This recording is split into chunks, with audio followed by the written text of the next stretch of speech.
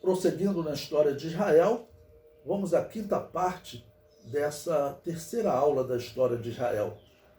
O número 2.6, estamos falando do reinado de Davi, então nesse período ele vai entrar em guerra com os amonitas. Eu comento. Nesse período, Israel possuía os carros egípcios que os filisteus já possuíam há muito tempo. Segundo Samuel 8,4 diz: e tomou-lhe Davi 1.600 cavaleiros e 20.000 homens de pé. E Davi jarretou todos os cavalos dos carros e reservou deles 100 carros. Bom, nós vimos anteriormente, esses carros são chamados na história de bigas, né? Elas foram desenvolvidas pelos hicsos, ou seja, pelos israelitas, quando eles estavam governando o Egito. E, claro, era assim, uma arma importantíssima. Tinham carros que iam um homem guiando e o outro lançando flechas. E tinham carros maiores que iam um homem guiando e iam dois homens, um de cada lado, lançando flechas. Então, e aqueles carros, claro, quando chegava na onde estava o grupo de inimigos, aqueles soldados, aqueles cavalos atropelavam. Então, era uma arma muito importante. Normalmente, os inimigos fugiam. E eram poucos que tinham. Nos dias de Saul, pelo que nós vemos, não tinham esses carros. E Davi é que consegue desenvolver essas armas. O comentário diz: apesar de Davi tratar os amonitas com beneficência ao saber da morte do seu rei, o novo rei suspeitou dos servos de Davi e os envergonhou. Os amonitas se prepararam para um ataque de Davi e contrataram guerreiros dos sírios. Bom, eu coloquei um desenho aí para vocês, um mapa, né? Os sírios, eles eram chamados também de arameus e ficavam ao norte de Israel. Nessa região, essa era uma região muito desenvolvida, porque ali também ficavam os fenícios. Essa era uma região bem rica e vai se desenvolver essa região nos dias do Novo Testamento. Os romanos vai colocá-los até, como os gregos também fizeram, vai colocar esses sírios, arameus, para governar sobre Israel. Israel vai ser uma subprovíncia da província dos sírios. Então, eu coloquei aí, segundo Samuel 10,6, que diz: vendo, pois, os filhos de Amon, que se tinham feito abomináveis para Davi, enviaram os filhos de Amon e alugaram dos sírios de Bet-Reob e dos sírios de Zobá 20.000 homens de pé, e do rei de Maaca 20.000 homens, e dos homens de Tobi 12.000 homens. Então, eles tomaram essa atitude de ter um grande exército contra Davi. Bom, veja o que vai acontecer. Eu separei também o versículo 8 a 10 desse 2 Samuel 10, que diz: e saíram os filhos de Amon e ordenaram a batalha à entrada da porta. Mas os sírios de Zobá e Reob e os homens de Tobi e Maaca estavam à parte do campo. Vendo, pois, Joabe, que estava preparada contra ele à frente da batalha, por diante e por detrás, escolheu dentre todos os escolhidos de Israel e formou-os em linha contra os sírios. E o resto do povo entregou na mão de Abisai, seu irmão, o qual o formou em linha contra os filhos de Amon. Israel vai vencer essa batalha. Então nós vimos que Israel já vinha batalhando. Saul, a princípio, no primeiro ano do seu reinado, foi atacado por esse mesmo povo e depois conseguiu vencê-los, e aqui também vai sair vitorioso. Eu comento: Israel venceu a batalha e os sírios se renderam. Segundo Samuel 10, 18 e 19. Porém, os sírios fugiram diante de Israel, e Davi feriu dentre os sírios aos homens de 700 carros e 40.000 homens de cavalo. Também ao mesmo Sobaque, general do exército, feriu e morreu ali.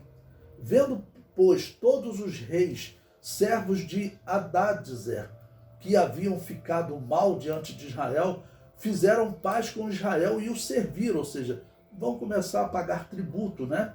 E temeram os sírios de socorrer mais aos filhos de Amon. ou seja, vai abandonar os amonitas. Então povos se uniram porque viram que Israel estava crescendo. Então, como eu disse, Davi ele vai dominar toda essa região. A região dos sírios era uma região muito importante. Até hoje, Israel tem problema com aquela região dos sírios, né? Vocês veem ali ao norte de Israel, Israel tomou uma região lá que ele diz que é uma região estratégica, porque os sírios ali vivem hoje grupos guerrilheiros, né, chamado Hezbollah, outros povos, eles vão ali para aquela região e dali eles lançam mísseis contra Israel. Então, Israel conseguiu vencer, e como eu disse, os sírios eram um dos povos mais poderosos. Essa região ao norte de Israel, onde ficavam a região de Biblos, que é onde se considera que se desenvolveu, né, pelo menos a escrita alfabética, era uma região muito rica, porque eles faziam muito comércio. Eles foram os grandes navegadores da história. Tá bom? Os romanos só conseguem vencê-los nas chamadas guerras púnicas, aí 800 anos depois de Davi, nos anos 200 da era cristã. Os romanos só conseguiram vencê-los porque diz a história que os barcos deles eram assim como Ferraris e os barcos dos romanos eram como Fusquinha meia com problema no motor. Então eles levavam grande vantagem no mar. E nas guerras, então, os fenícios, cartaginenses, representam o mesmo povo habitando em cidades diferentes. Acabou que os romanos conseguiram capturar um barco e aí falou para os navegadores, olha, ou vocês nos ensinam a fazer esse barco ou vocês vão morrer. E aí os escravizados falaram, não, então tudo bem, nós vamos trabalhar para vocês. Até porque muitos, eles não eram cartaginenses, não eram fenícios, eles trabalhavam para os fenícios. Então eles passaram a trabalhar para os romanos, ensinaram os romanos a fazer aqueles navios, e aí os romanos se equipararam em termos de navio e acabaram vencendo os cartaginenses. Então esse povo, eles eram muito ricos e desenvolvidos. Então Davi conseguir vencê-los foi muito significativo. Davi vai se tornar senhor dessa região. O comentário prossegue. Após essa conquista, Davi decide destruir os amonitas. Né?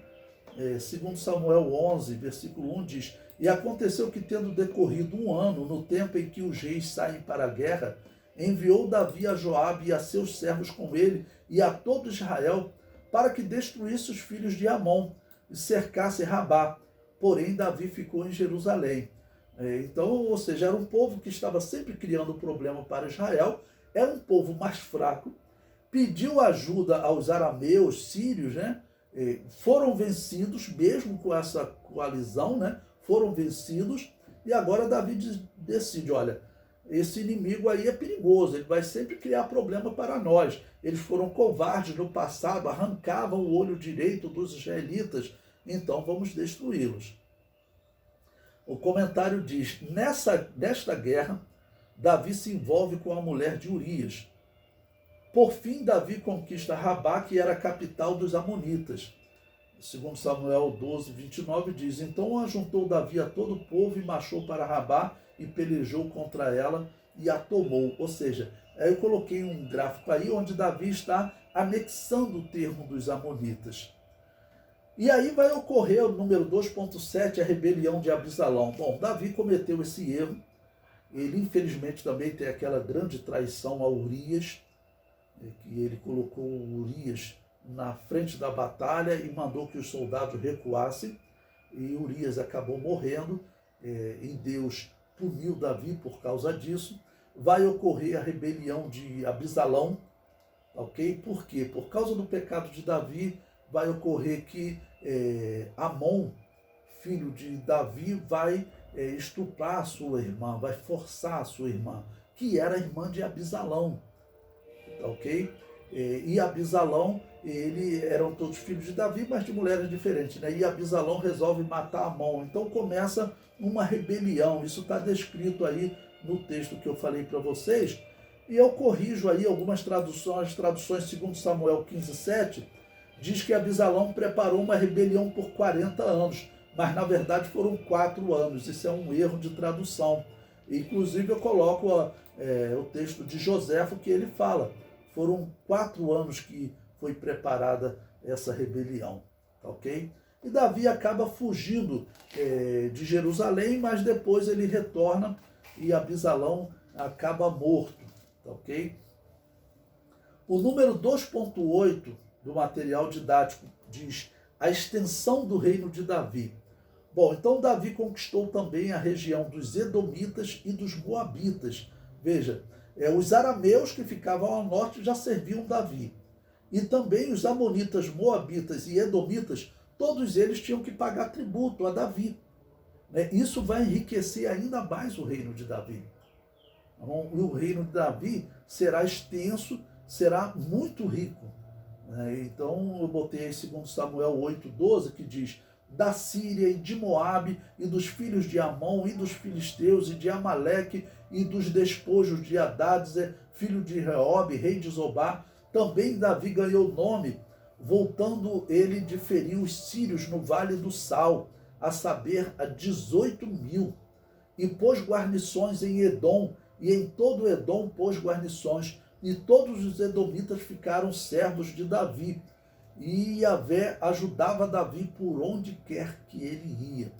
Então, esse ponto aqui é muito importante, que eu sempre falo. Olha, nós estamos falando aqui do ano 1000 a.C., 300 anos antes da cidade de Roma ser fundada. Então, se Salomão seguisse o caminho de Davi, alguns falam, mas o caminho de Davi foi de um homem limitado. Sim, um homem que pecou, mas o homem segundo o coração de Deus não significa um homem que nunca erra, porque isso não existe. Significa um homem que erra, mas ele volta atrás do seu erro, ele se arrependeu, confessou diante de Deus o seu pecado, e ele é um homem segundo o coração de Deus. E por diversas vezes Deus vai dizer, olha, não permitirei que Israel seja destruído por amor de meu servo Davi, que fez tudo conforme a minha vontade, só no caso de Urias que ele errou. Então, o reino de Davi é um reino próspero. Ele vai deixar para Salomão um reino muito rico. O que era para Salomão fazer, que é o próximo reino que nós vamos estudar agora, era para ele aproveitar esse crescimento. Mas, infelizmente, não será assim.